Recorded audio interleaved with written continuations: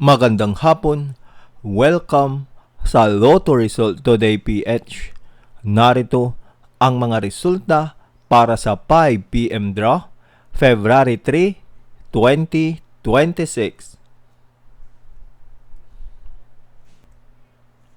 Para sa resulta ng 2D Lotto, 7 at 3.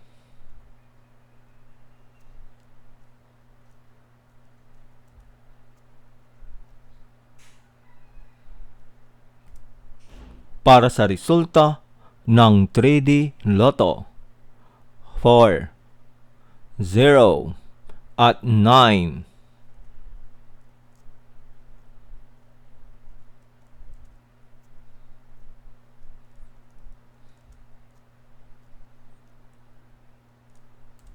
At yan ang mga resultang ngayong 5 PM draw.